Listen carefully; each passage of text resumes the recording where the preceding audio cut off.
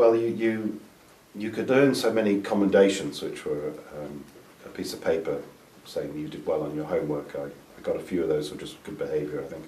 It was mainly for good homework. We had blue slips and red slips.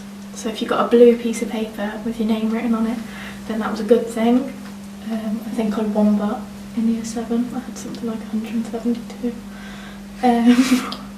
And then you would also get red slips if you'd done something wrong. Well, there was corporal punishment initially, because I know people who were, in trouble would have to go to line up in the corridor outside Mr. Anslow's office, and then he would inevitably have words with them, because that's why they'd been sent there. And if need be, they did, I remember some people did have the cane. If you were good, you'd have a blue slip, and if you were bad, you had a red slip. And you'd have to post them in the office, and after you got a certain amount of blue slips, you'd get a certificate.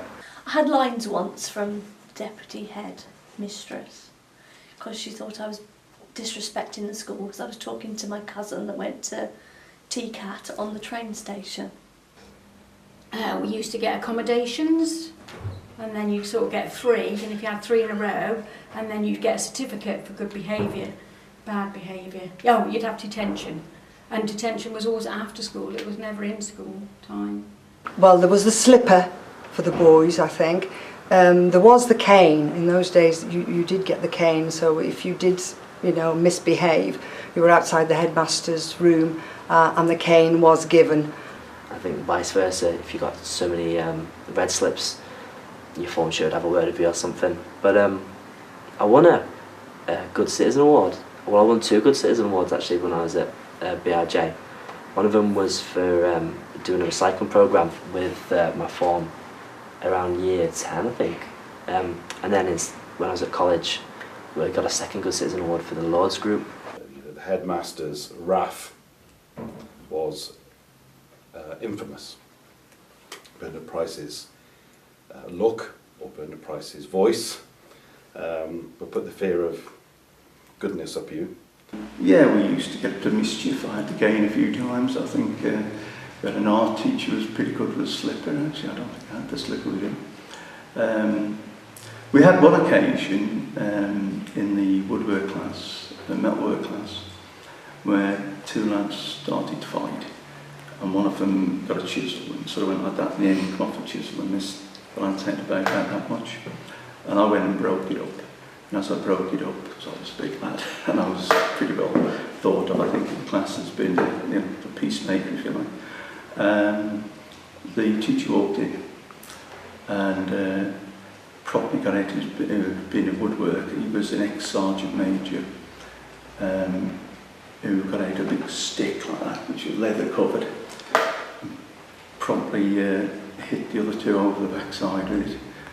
And I told him to basically, on his bike, he wouldn't touch me with it. So that word got me into a bit of bother, but actually the head said he didn't blame me. Well, there's always the cane, and I remember, and I would probably have only been 11 or 12, the whole school being assembled, and one lad was publicly caned. There was lines as well, of course.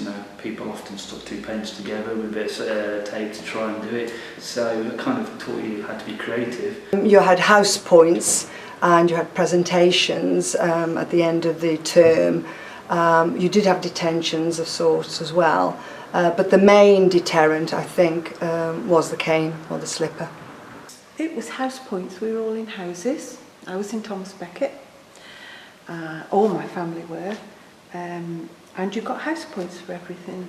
Sports day, there was cups and trophies, and the Victor Ladorum for the most outstanding sportsman and person.